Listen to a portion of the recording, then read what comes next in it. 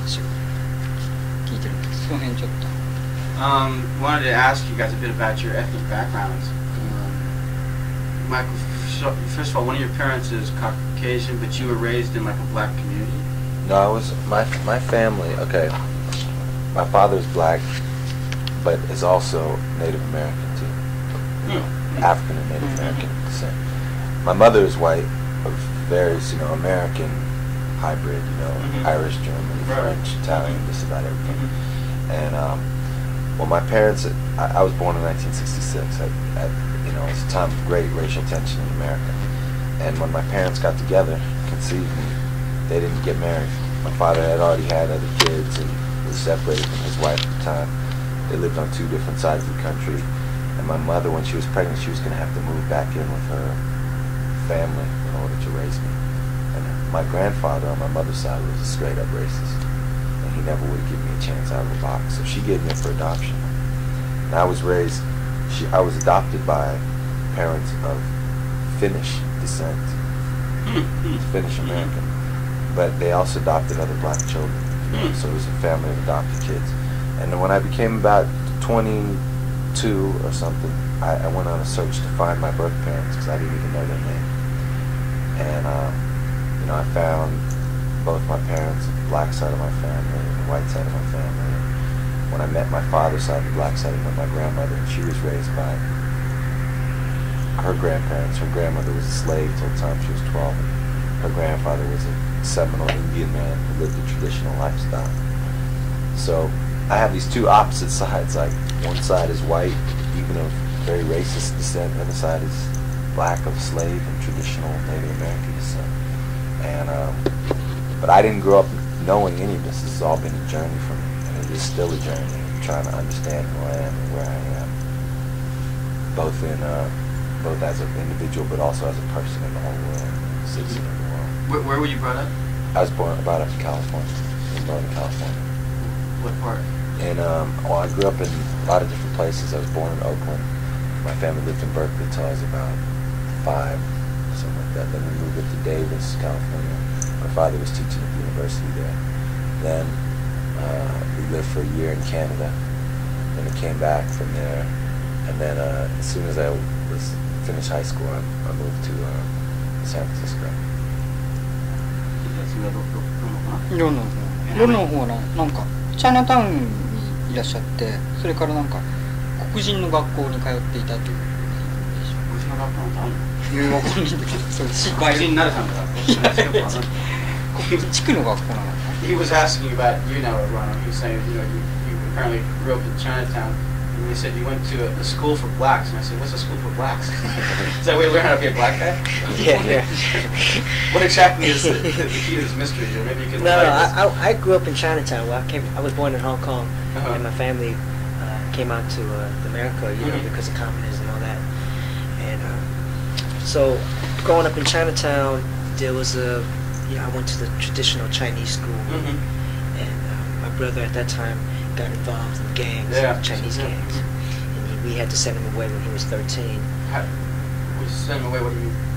We sent them out to the suburbs. When the suburb, like in Richmond, if you're familiar with the Bay Area, yeah, sure.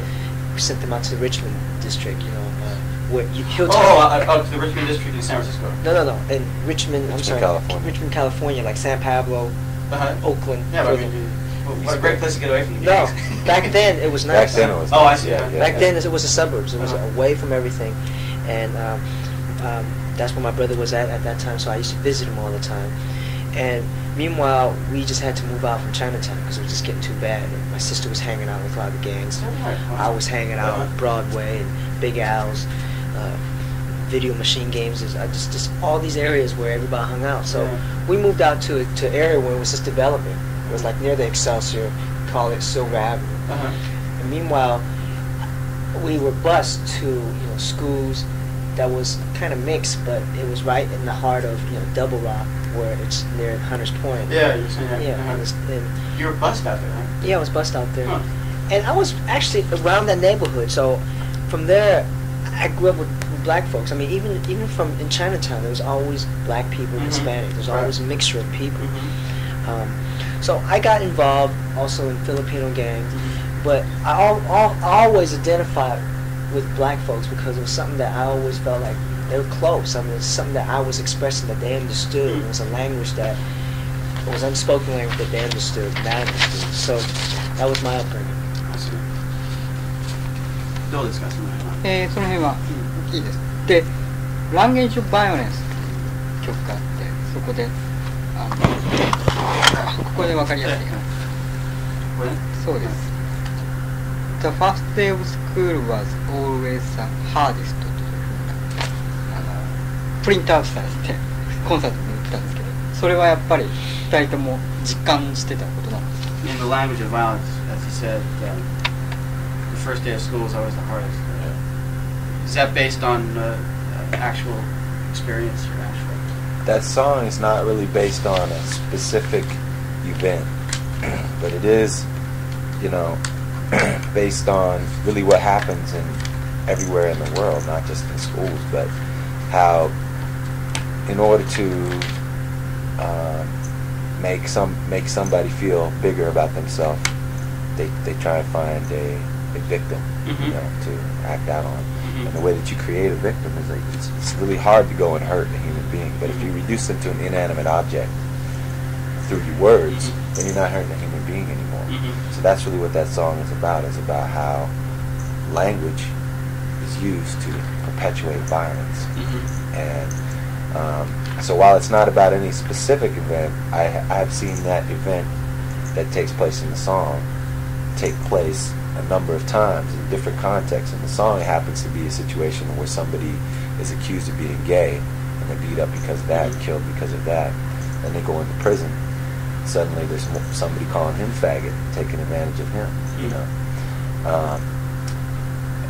But I've seen the same thing take place in school because somebody's being called nigger or because somebody's being called chink or jap or whatever it was, you know. So it can be it takes place in any situation. It's just that one song is put in that one context. But it's not a literal event.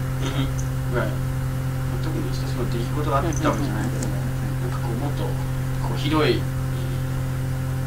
味のなんていうんだろう。まあ言葉の暴力をしてきたような。なるほど。By the way, I don't translate everything word for word here because there isn't the time. Yeah. When he has a question, I just. Right. Yeah, I understood that. It's not like giving me long answers. I'm saying that they really like Japan. They want to come back again. Right. They love sushi. Yeah, right. 2人はどういうふうななんか音楽的思考で結びついたの？ What sort of musical interest or musical background brought you guys together? Well, I really pop music, commercial music, but I always loved R&B music. Always with the groove. Love music that really identified with my emotions and feelings. And when rap music really came about on the radio station, I really dug it. It became part of my culture as young kids grabbed onto it as a daily supply, like a drug, you know. Yeah. And either we were dancing, rapping, getting high from tripping off the music, graffiti. It was all part of it, and that's how I got involved from the music. Definitely with the groove sense and jazz and African tradition. That's where it all began. What hip hop did you first seriously get into? Definitely the Sugar Hill Gang. Is that right? Yeah. So circa 80. Yeah, and even Curtis Blow, all the nasty X-rated stuff we used to trip out. Yeah, all that. How about you? Same thing. I mean that's how I got involved with rap. Was Sugar Hill Gang and all the other things I followed, Houdini, Grandmaster Flash, all that stuff. But my musical background really is just from I grew up in a family everybody played music pretty much except for me. Also, everybody didn't play instruments. But I just listened to pop radio, black pop radio, Earth, Wind and Fire, Marvin Gaye, Gap Band, just Parliament, lots of Parliament, P-Funk, Bootsy, Funkadelic. Where did you guys meet? I think maybe that was part of the question. Yeah. About the Nightclubs. Yeah, we'd sneak clubs. We used to just see each other passing by. What kind of clubs? Like what kind of music were they playing? They were playing. Well, for me, I was trying to get out from the whole city life. I was trying to get out from where I was I was stuck in the area that San Francisco is such a large variety of people, that I wasn't ever able to go out and explore. So I started going out to these clubs that played like a lot of new wave or rock of the 90s or rock of the 80s at that time. Yeah, that was really big in San Francisco. Yeah, so I was just tripping out on that whole scene, and they were slipping in a lot of rap at that time. Was it right? Yeah, they were slipping rap. Well, there was just a lot of underground parties, you know, like Zulu parties Yeah. and stuff like that, zigzag parties, where they would just, you know, they just play dance music. It's just people would just open a warehouse for Like a night. rave type. Yeah, but it was pre-rave. It wasn't like house music and stuff like that. It was just underground parties where people would get a DJ and get a place and open it up, and it was illegal and they get shut down and stuff like that. And that's what we meant. You know what really happened for me was from going from early middle school or junior high school, going to a lot of garage parties and playing a lot of funky music. It came back that way because I went for a search of, not even a search, but just explore of, you know, the different type of music out there, and then it went back into the more underground funky groove stuff, finding the Zulu parties, you know, and it really kind of was a big circle that way. そう音楽的な背景について語ってくれたんだけど、まあやっぱりなんていうのブラックミュージックに対する興味が共通のもんで、それでまあサンフランシスコの場合は当時はいろんなまあレイみたいなパーティーがあったりして、そこで顔を合わせてナイトクラブであったり。いや劇団みたいな話で、それで一緒になんか印象としてはすごい生粋のそういうストリートキッズという割と大学生同士なんか会合みたいな感じで、お客さんもそういう大学生みたいな感じなんか出てきたような人たちだなと見えて、その辺は実際どうなんでしょう。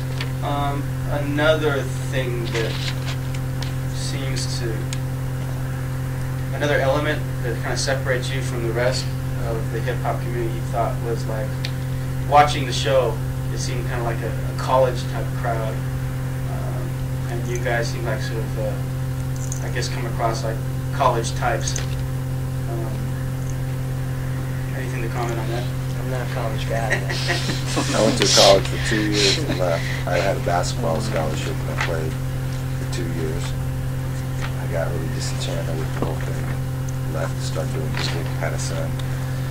But in terms of who comes up to the shows, we don't really have control of that at the moment. But our record is not a record that gets played in the clubs. Yeah. Okay. Yeah. Our record's not a dance record. You know, it's a listening record. Yeah. And so because our record doesn't get played in the clubs and get played on car stairs and stuff like that, we don't have that audience really at the moment. You know, we make efforts to try and do that on our later stuff. But the thing is, in terms of where we come from musically, in terms of our own creation of music, is that we started off by doing with the Beatniks. It was our first group. The Beatniks started off as just being a performance group. We used to do performance at underground warehouse parties. We would combine African drumming and dancers with poets, you know, and with other artists. And it started off as being a theatrical thing as opposed to a musical thing. So that's really where our musical background comes from. It's not through doing dance music, but from doing performance and writing lyrics, you know, and doing dance. And so as we grow, our audience everywhere we go is a little bit different. You know what I'm saying? But because our songs aren't played in the clubs, we don't have that club type of audience. And the question I think trying to get at too is also maybe asking the question, well, where the homies, where the homeboys are. Yeah, exactly. And the thing is, I was a homeboy. I went to school with a whole bunch of homeboys, guys who just either got out from jail, who are dead, or who are still selling drugs, who are addicted to drugs, who are still robbing people. I got involved with robbing the pizza man for fun, for money. Almost killed a young boy when I was younger. I realized is that my duty is to make a dialogue, and for me to gain knowledge and to have respect for others, I want to reach all people.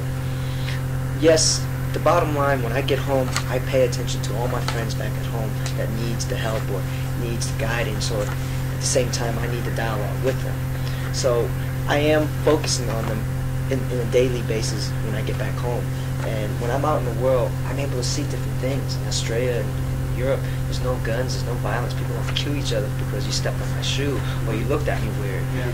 I'm learning still from that. And when I get home, I spread this message. And I hope it does something, and I think it does something. Yeah, it's kind of risky, like being a part of the hip hop community, because the thing is, people ask you a lot about where you're coming from, who you are, whether or not you belong there, and I think that's sort of the underlying tone. That's it. So I mean, that's what maybe he's getting at here. Thing is about hip hop. It's a culture, you know. It's something that you grew up with, and with Michael, he's brought in lyrics and ideas and visions that not any brother in the corner can understand, because when I was saying that everybody's stuck in this one area, no one brings a new idea. It's the same old damn fucking shit. That's what it boils down to. It doesn't go nowhere. When you have a brother that brings in ideas and vision, then we begin to challenge our ideas and creative images and visions, and we begin to open doors. And that's what it's all about. And it's not about who's the toughest, because you're going to lead to three things. You're going to be dead, you're going to kill somebody, you're going to be behind bars. And I want to uplift people's minds. I want to live a happy life of, you know, having a family, relationship.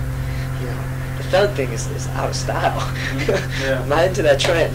Yeah. Do you think that they're separating the schools now, like hip hop into a positive and into a negative school? Well, I think that hip hop, rap music now has expanded. If you look at Arrested Development, a lot of mainstream radio stations in the States now are talking about violence on the street, calling gang members, talking on the telephone, on the radio, discussing about these problems. So, yes, I think finally now we're looking into the urban city and what's going on? What do these kids been yelling about? You know, I'll tell you one thing, though. There's a misconception worldwide about who black people are, okay? If you go to Africa, you see black people totally different than Ice Cube or Ice-T or something else, or Chuck D. If you go to Australia, you see black people totally different to the black people in Africa. At the moment, what the media likes to sell and what is being sold is Eddie Murphy, you know, ghetto, black, you know, gangsters, holding guns, selling drugs, violence. For me, it's no different than the same images that have been perpetuated for years by Hollywood that are very negative. You know, that damage the community, that damage the world's perceptions, they feed into racist attitudes. And even in the States, there's a lot of black people who live in communities, who live in black people, who live in ghettos, who aren't stupid, who aren't drug dealers, who are just normal people who live normal lives and they live normal families. These are the images that are being exported. And there's this whole myth of authenticity. What is real, what is not real. I'll tell you what, if you go to a lot of rappers' houses, you're not going to see what you see in their videos. You're not going to see what you hear on their records. You're not going to see these things. If you go to the record companies of gangster rappers, you'll see what's going on. It's like this, you know. It ain't what you see in the videos. And there's a lot of rappers who are true to what they say, and there's a lot of rappers who aren't. And there's a lot of people who are out there just to make $1 and will do whatever it takes. And if that means that they have to play up that image, they'll do it. But I'll sit here and I'll be real with you. I'm not going to yell into your tape recorder. I'm not going to get up on stage and talk about a bunch of shit that is not me. And I'm not gonna try and do that just to make $1. I'm gonna do what comes from my heart. I'm gonna do the music that's real to me, and I'm gonna talk about the things that are real to me. And when it comes down to whether or not somebody is hardcore, I say that being hardcore is being true to your heart, being true to your soul. It's not going up there and being the angry, you know, black man that everybody wants to see worldwide. Even though that is valid, and I do that too. I get angry and I express my anger through my songs. But I feel that there's a lot of just putting on airs in order to become successful, or to be called legit or whatever it is. And it's just as unreal as the Cosby Show is unreal, or as Dallas is unreal, or as Dynasty is unreal. It's just Hollywood. It's just a lot of it's hype. And it's not to say that there's not problems in America. It's not to say that there's not violence in America. It's just to say that black people throughout the world are as different as white people, or as Chinese people, or as Japanese people, or whatever. まあちょっと白紙に迫る話になったんで、多分それで、ほぼなんか印象としておく。それでちょっとですね、話の方向先をちょっと変えたいんですけど、実際今イギリスの方が俺受けてると思います、このバンドっていうのが。で、今非常になんか問題意識みたいなのメッセージ性をすごい強いバンドと思うんだけど、それがなんかアメリカ国内よりもイギリスとかで受けてるみたいな状況みたいなって本人たちはどう思ってる？Has your success been? Have you been more successful in the UK than in the States? He seems to give the impression. Yes. Well, Again, because United States, our radio is very segregated. Don't music. Either you have to be a certain label. Either it's the hit song that we play in a commercial station. If you're not rock and roll, we're not going to pay rap. Alternative now is, I think underground alternative music is rap, you know. But they got this whole thing. Alternative music is like grunge music, you know. So that's why our music is not being put out in so-called the mainstream. But in Europe, the radio station plays from Frank Sinatra to Bob Marley, you know. It depends on what you consider to be successful too. If you base success on sales of records or on media attention or whatever, then you can say whatever you want. You know, how successful we are. But if you, the way I look at success is if I want to do something, can I achieve what I'm setting out to do? And that's what I try and do. I try to constantly challenge myself to do new things, to express new ideas, to encourage other people to think, and to ask questions. And so, you know, I feel that every time we do a show, if we do a show in front of 30 people, or if we do a show in front of 50,000 people like we do in the summer when we're opening for U2, you know, it's like, how am I getting across? How am I getting across? And so I don't really worry at the moment about who's coming to our shows or who's not coming to our shows. I know that the people will come around when we're able to hone our communication skills to be able to reach more people. But I'd rather reach a few people in a deep way than I would rather have a hit song this week and be gone tomorrow, which is what happens in most groups. And I think one of the things that I'm very proud of that we've achieved with this record and this year is that we haven't had a hit song. We haven't had a hit record, you know what I'm saying? Yet we've been able to tour the world. I've been able to see things that I never would have imagined I would have seen in my life. And it's been on the strength of just doing good shows. Go out and do a good show and people will come out. And we did good shows here and next time there'll be more people. And the word will get passed around. And I feel that that's a lot more important in terms of being able to have longevity and be able to, like I said, if success is being able to achieve what you set your mind out to do, then I'll be more successful in the long run than not having a hit song right off the bat and going out and building up a fan base of people who enjoy what you do, you know, and who learn from what you do. And so, you know, success is a very sort of negligible term because there's a lot of people who sell a lot of records and never see a dime from it. You know, and then there's other people like you know, like Jalal or somebody who's downstairs. He's been doing this for 23 years, but he's able to still make a living doing it. He's still able to teach people and still able to gain enlightenment himself everywhere he goes. So. でですね、僕はすごい印象的だったのはコンサートでね、まずエイズストップエイズみたいな割と分かりやすい英語できちんとキャンペーンして、それから米軍の訪問問題って話、それからブッシュの似顔絵破って、あれを見るとやっぱりなんか本当そういうイギリスで受けてるってあるけど、もうやっぱり骨の髄までな、ああいうアメリカへの愛想みたいなものを感じたんですけど、その辺っていうのをわざわざ日本まで来てやってしまう真意というか、やらざるを得ないっていう、実際なぜなのか。He was wondering what you're watching the show. There was a message about stopping AIDS, and there was, I think, something about gays in the military. Touched on that. He ripped up a picture of Bush. Wondering about the, you know, why you were doing this in Japan. Is it just part of your regular show? Is it an inextricable element in your performance there? Well, no. The thing is, we have a set that we do. You know, we can't change a set every night because it is a performance. But yet, when you're talking the topic of age, it's a worldwide situation, especially being Chinese and knowing how my family thinks that because we're Chinese and we're like traditional people, you know, like, ain't gonna touch us. But it's similar in Japan, you know. A lot of the older people think, hey, that's the new, you know, that's the 1993, you know, disease, virus that's happening, and they don't think that can happen. But the fact is, anybody can catch it, and that we make it a purpose to, you know, find people who are organizing, you know, information about AIDS, and we connect with these people, because that's the only way we're gonna stop it. There's no other way. Yeah, in terms of AIDS hits the places that are ignorant to AIDS. You know what I'm saying? And it's like Japan has not fully hit AIDS has not fully hit Japan, but it will. You know, and it's coming here, and that's why we try and spread the message about that.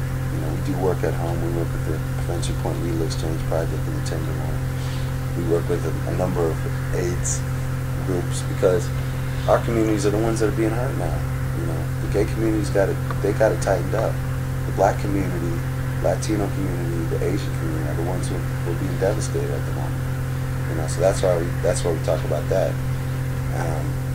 In terms of the gay situation, it just happened that this last week, somebody from back home in the States, they're going through this thing with Clinton of allowing gays to serve in the military, whether or not, and I don't know why anybody would want to serve in the U.S. military anyway, but it shouldn't matter if you're gay or not.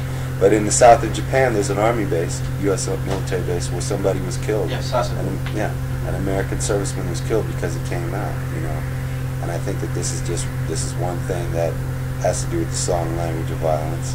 It's something that the event took place in Japan, whether or not Japanese people know about it or not. I wanted to just make a statement on that, shed some light on it. You know, in terms of tearing up a picture of Bush. That's part of, you know, that goes along with, it's just basically a statement on political corruption. And the song California Liberales is about the governor of California, Pete Wilson.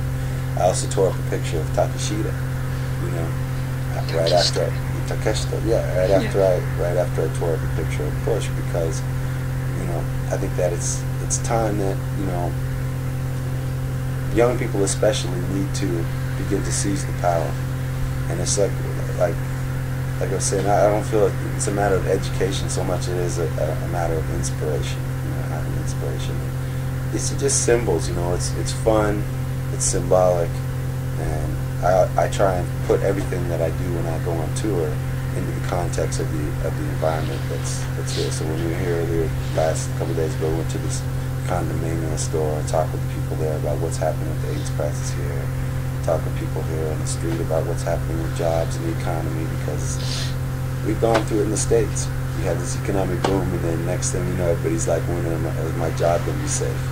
And that's the same vibe I'm getting here. You know, we had this economic boom, and now people who thought they had a lifetime job are saying, hey, maybe my job's not so secure anymore.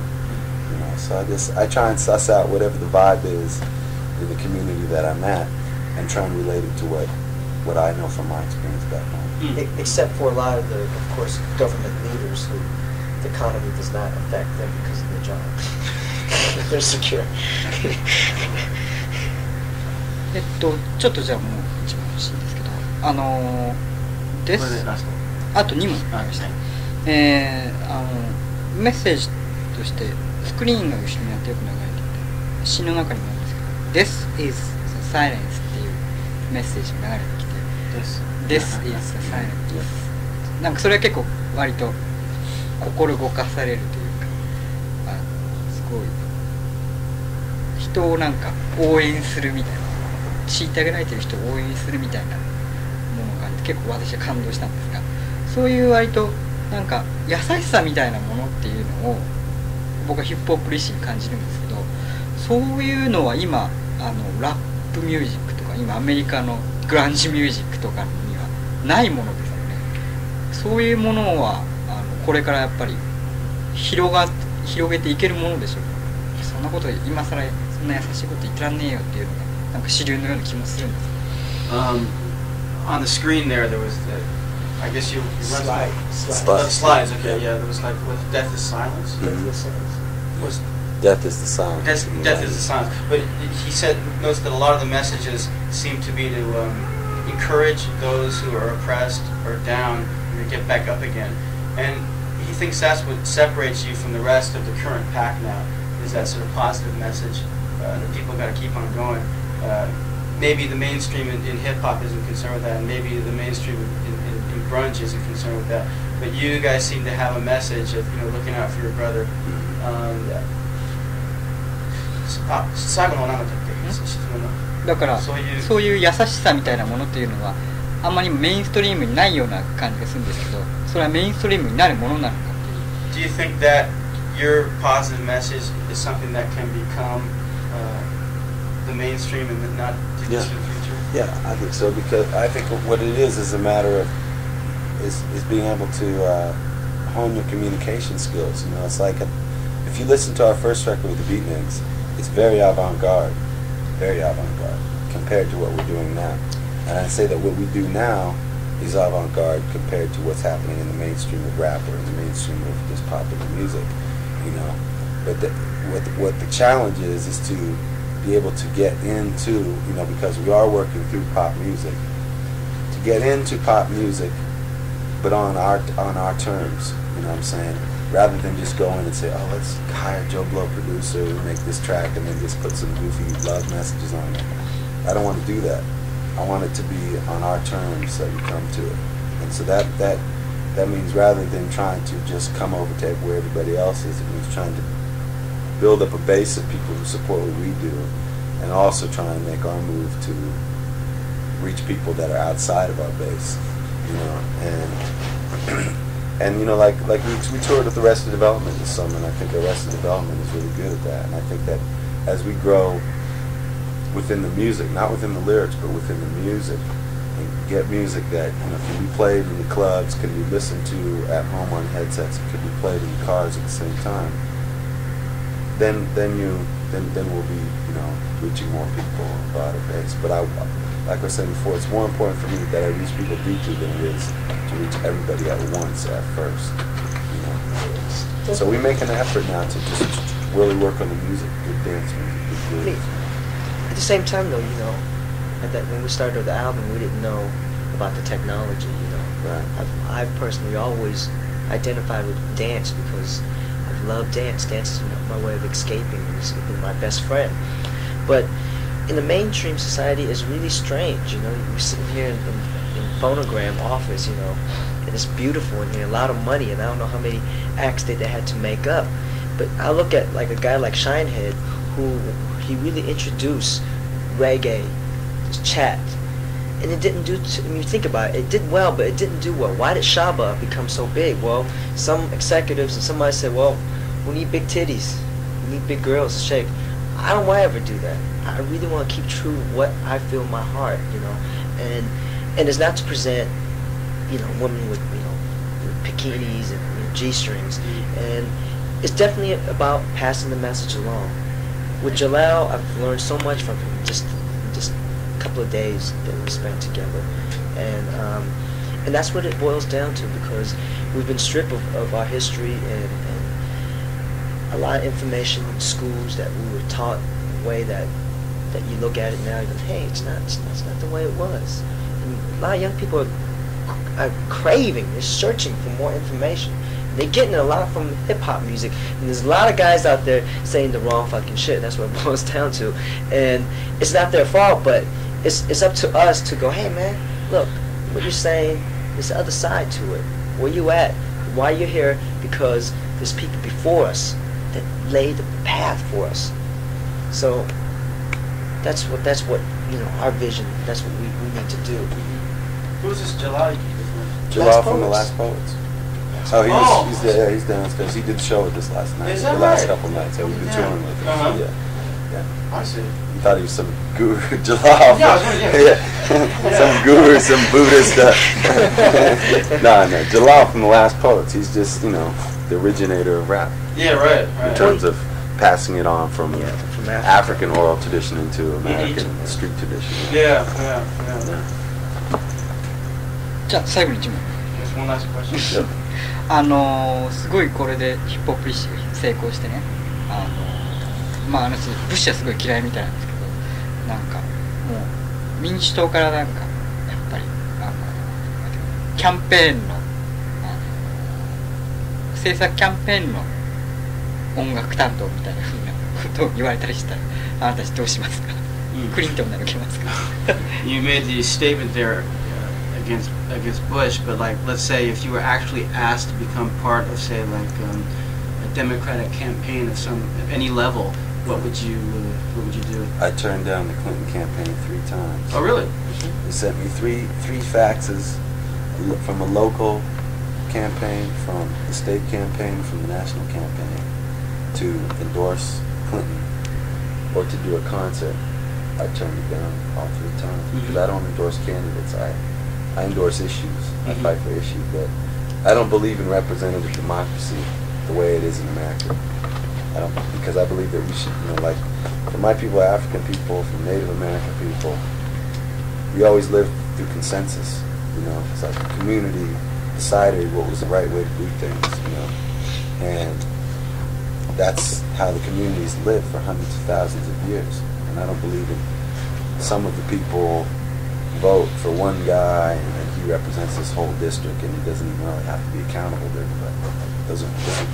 Hasn't been proven to work. And the Western world, it's like we're just in Australia and Aotearoa, or New Zealand as known to the West.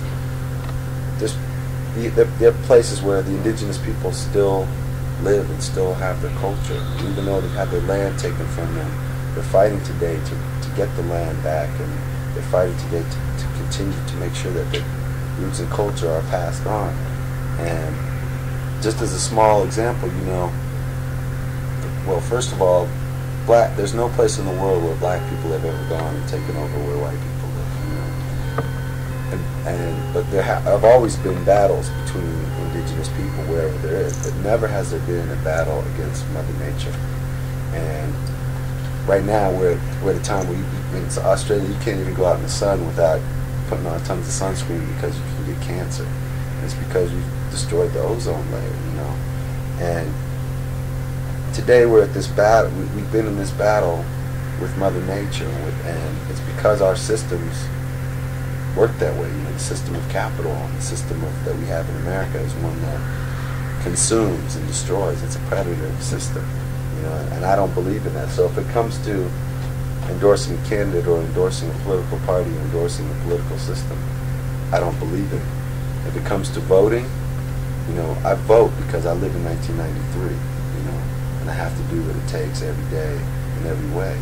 There's a time to protest, there's a time to go out in the street, there's a time to get back to nature, there's a time to learn, and there's a time to vote. So I participate that way, but I don't believe in the system.